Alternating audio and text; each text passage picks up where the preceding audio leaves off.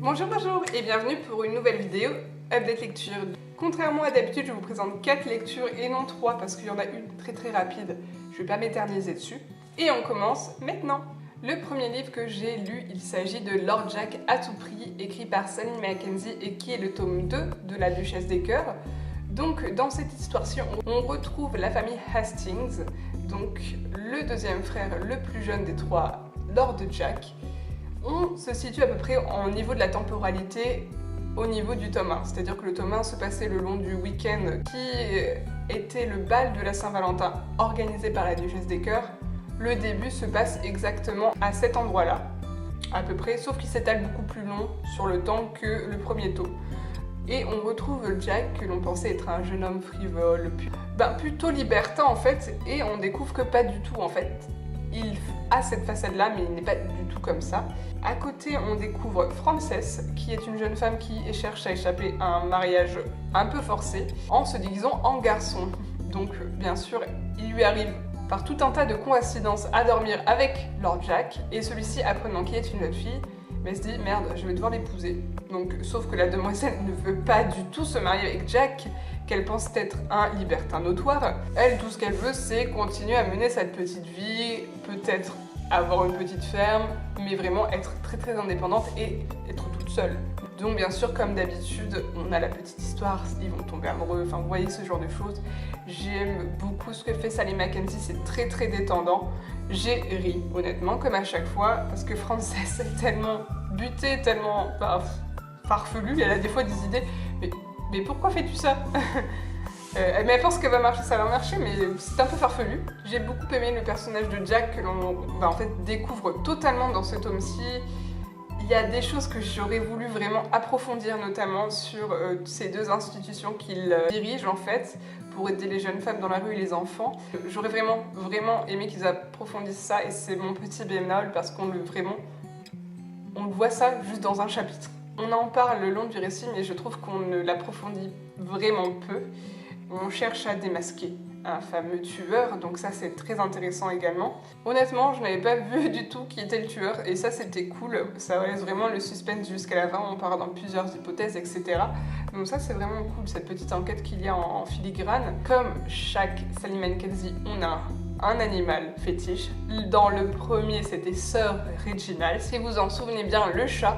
Là, on a le chien William Shakespeare, qui est genre trop choupiné, qui est trop mignon. On retrouve nos protagonistes du premier tome, Ned et Ellie, et notamment, on retrouve Ned dans toute sa splendeur, c'est-à-dire le gars qui se torture la tête. Et ça, j'ai vraiment apprécié les suivre, voir leur évolution, même si je la trouve un petit peu rapide, je vous avouerai, parce que j'ai l'impression qu'ils se sont mariés en un week-end et qu'après ils ont eu un bébé. Ils en ont fait un en 2 semaines, ce qui n'est pas trop possible. C'est un peu rapide de ce point de vue-là, je trouve, mais j'ai vraiment beaucoup apprécié ce tome-ci. J'ai vraiment aimé retrouver la Duchesse des Cœurs et son mari. J'ai hâte de découvrir leur histoire dans le prochain tome parce qu'il y a une petite nouvelle juste centrée sur elle et son mari. Je les trouve vraiment excellents. C'est le couple que je préfère dans toute cette histoire parce que je les trouve beaux, je les trouve frais, alors qu'ils sont les plus vieux, je trouve que c'est le meilleur couple qui puisse exister, honnêtement.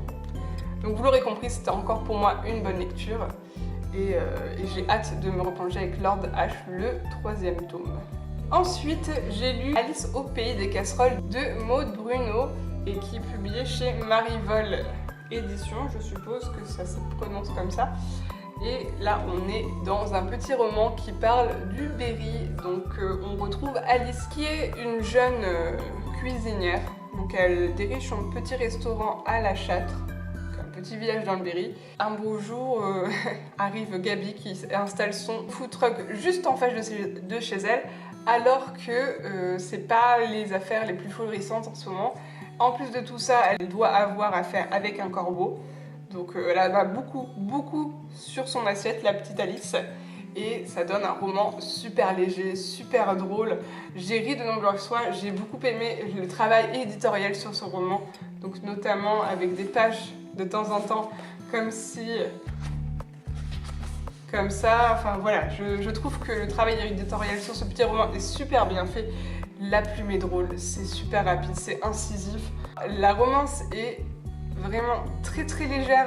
Franchement, l'histoire prend le pas dessus. Et puis on voit que c'est un roman en hommage au Berry, à cette région-là, ce qui est assez étonnant. Et c'est beau, enfin franchement, c'est beau à voir, c'est beau à lire. Je me suis éclatée. Ça casse pas trois pattes à un canard, ça se lit très très rapidement parce qu'il est assez petit. Mais j'ai vraiment ri et beaucoup aimé ma lecture. Je pense que je vais lire l'autre livre de l'auteur qui est sorti il y a quelques temps et qui est à la même maison d'édition parce que j'ai beaucoup aimé celui-ci et je l'ai trouvé super détendant. Puis franchement, ce fameux corbeau là qui est super méchant en vrai, la raison pourquoi il fait ça est juste totalement délirante. C'est excellent, j'ai vraiment aimé cet humour qu'avait l'auteur. À conseiller vivement si c'est une vraie petite bouffée d'air frais. Voilà, il n'y a rien de mieux pour le printemps et l'été. Ensuite, j'ai lu Chère Mamie de Virginie Grimaldi. Donc là, on a affaire à un petit recueil de lettres à la mamie de Virginie Grimaldi. Donc c'est écrit à la première personne, c'est super drôle. Il n'y a pas vraiment d'histoire, on suit juste ces petits moments de la vie de Virginie qu'elle écrit pour sa mamie. Mais il y en a, ils sont juste trop drôles. Je les ai fait lire tout autour de moi parce que je les trouvais trop drôles. Je devais être hyper saoulante. Je riais toute seule dans mon lit le soir parce que c'est juste trop drôle. Je le répète, c'est le sentiment que je garde en fermant ce petit recueil. C'est juste, voilà, de la détente et du rire. C'est rapide à lire, c'est efficace, c'est super bien écrit, c'est percutant. C'est tout ce qu'il faut et je suis déçue d'avoir tout lu. D'une seule traite, honnêtement. Il aurait mieux valu se le garder en plusieurs fois quand on a un petit coup de mou, juste en lire un parce que c'est juste ce qu'il faut, au moment où il faut. Donc voilà, j'ai pas grand chose à dire dessus, si ce n'est que allez-y, il coûte que 5 € et c'est vraiment de la détente assurée. Ensuite, pareil, un petit livre sur lequel je n'ai pas à dire grand chose, il s'agit de Romance à l'italienne de Barbara Cartland. Donc dans cette histoire-ci, on retrouve une jeune fille, Elena, qui est de descendance italienne par sa mère, qui est un peu forcée d'épouser un vieux quinquagénaire qui la dégoûte, mais littéralement. Son papa est malade, il ne peut rien dire, et c'est sa belle-mère qui force. Donc pour éviter ce mariage, elle décide de se barrer en Italie en étant secrétaire.